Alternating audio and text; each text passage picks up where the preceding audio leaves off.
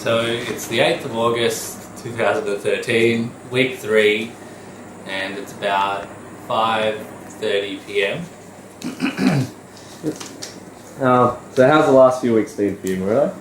Yep, so week 3, last week was really good. I was on general ward, just helping Tim out still. Tim was mainly in surgery, so, just doing all the ward work. It was good. I think I got the hang of things by the end of it, and I felt like I wasn't slowing people down, rather I was actually making things happen faster. But yeah, they still need to, I guess, show us the way they do things, whether it be a catheter or anything. Yeah. Alright. And I'm assuming you've learnt a lot. What have you learnt the most, or what stuck with you? There's a lot of things that I've learnt. One would be to be careful with sharps. The other day I was putting a cannula in, Dan was there, and basically I was recapping. There's a lot of recapping that goes on here. So I was recapping I put the cannula in, and I was getting the needle and I was putting the cap back on it. And it, I did it on the bed, so I did it the safe way, and then I went to push the cap further down just to make sure it was secure, only to find out that there's actually no lid on the cap. So as I push it down, the needle just goes straight through. I didn't stab myself, which is good, but I actually had the fright of my life. I think the moral of that story is, just you got to be careful with sharps. I was doing everything I thought the safe way, but turns out the cannulas here, all the other needles have proper closed off lids, except for the cannulas. So I think I learned a nice lesson there. So what are your thoughts about the lack of resources, both staffing, investigation-wise, treatment-wise, medications? Yeah. It's interesting. So staffing-wise, I guess because the government pays wages in a standard way, not actually based on whether they show up or not. So they're going to get their year's wages even if they miss days. So the issue with that is that people tend to not show up relatively often. I'd say more than in Australia. Sometimes it can be quite understaffed, and I think we've all found that all of our different areas have been in situations where there was one when there was meant to be 3 other people there or something along those lines. I guess, look, I don't know, that's an intrinsic, deep-seated problem. I don't know how that can be solved easily, but it's just people accept it, and then everyone else has to step up, and that's just the way it goes. And I think we've been helping a lot with all that stuff. Other resources like everything seems to be running out. For example, there's no ultrasound gel, there's lots of things that seem to be just missing, so people tend to just use another option, which is kind of good, I guess. It's not something that we do, I don't think, in Australia. If there's something that isn't there, then you can't do it, basically, until someone restocks it. Whereas we're learning here that there's more than one way to do something. There's maybe the more correct, most efficient way, but there's also ways around it. So resources, that's probably what I'd say about that. People make things happen even when the resources are low. But they're definitely done in what you'd consider substandard way, but at the end of the day, if it gets the job done, then it gets the job done. And how's the lack of resources been affecting your clinical judgment and work? Well, very often we'll look in our little clinical medicine books and we'll have a treatment that's prescribed, and we'll just say, okay, have you got this antibiotic? And they'll say no. Okay, well, I don't know, then what do? You have to use a different one. There was no oral malaria treatment, a specific type today, so they just did PR instead of oral.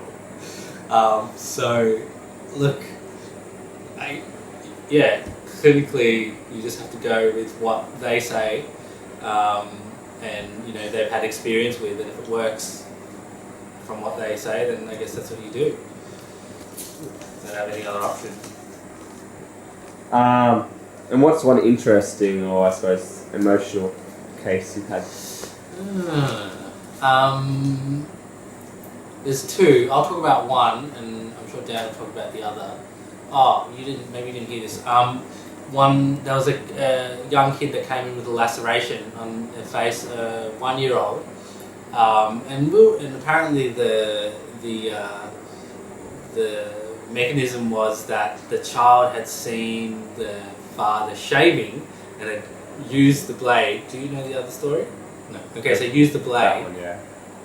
Used the blade and basically tried to imitate the father, and has just cut this huge deep cut in their face, probably about maybe 6-7 centimeters long, and it was very deep.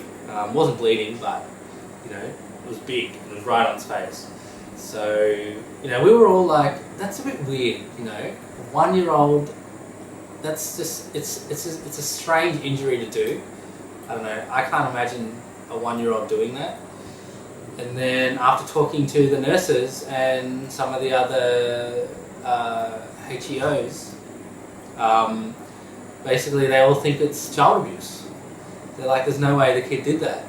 And they're certain that it was the parents, but there's not really anything they can do. And that was quite interesting because, both the parents were there, and I mean, I didn't really have that much to do with the case, but it was sort of, I'd believe what the Papua New Guinean medical staff say, and if they say that was the cause, then I'd go with what they say. And then it makes you think that that's a little bit, I don't know, it's just you just never see that, I guess, in Australia. If there was child abuse, it'd be done in a different way. The other one I was going to say was the mentally handicapped kid who had the issue, but I'm sure Dan will talk about that now. No? Okay, then the other one was a mentally handicapped young guy. I think he was 7 and he only weighed like 15 kilos. Oh, he was 15 and he weighed 20 kilos. So, there's something already going wrong there. And basically he'd fallen out of it. No, he'd had a seizure. He also had epilepsy, and he'd fallen. That's because of that. He'd fallen off the house, which was on stilts, and landed on his arm. And he'd come in on the Saturday. Dan admitted him on the Saturday, and then we saw him on the Monday, and we saw the fracture, and it was almost like a compound. It looked like the bone was about to come out of the skin on the X-ray. Really bad. The kid had no analgesia other than some Panadol. Was obviously started on amoxicillin, as everybody is, and we only saw him on Monday, and then he had the surgery. He had the reduction on Monday, and just to think that kid went 3 days. He broke it on the Thursday. It was broken on the Thursday. Okay, so he went 4 or 5 days with minimal analgesia, and because of his handicap, wasn't really able to communicate that he was in pain, but clearly, he obviously was. That was a bit of a. I mean, that's just the way it goes, I guess. If you come in on a weekend, you have to wait till Monday. Alright.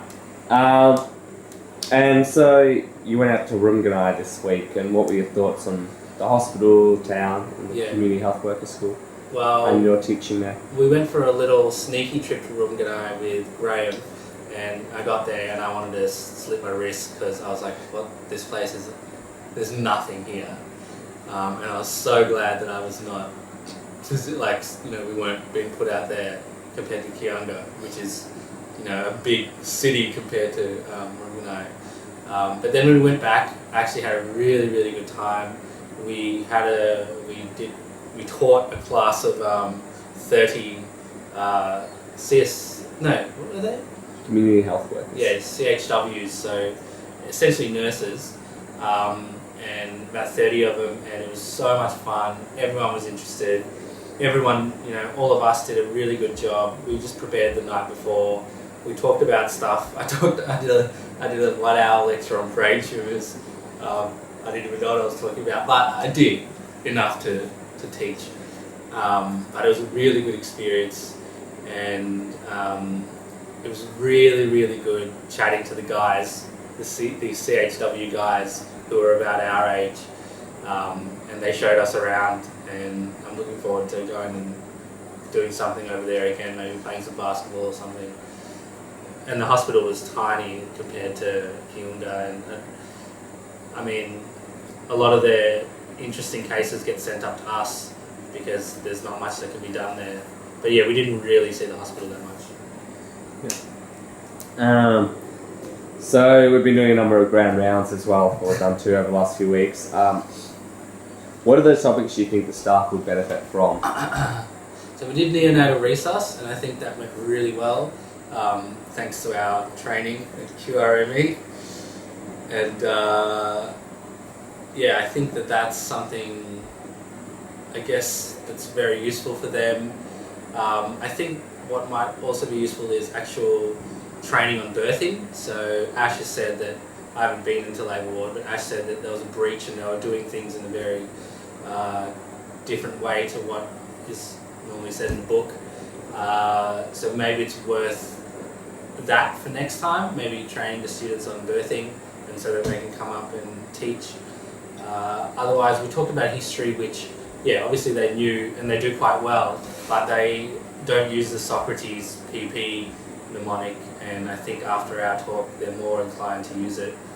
Had to give a brief introduction to who Socrates was, but I think it's a really useful mnemonic.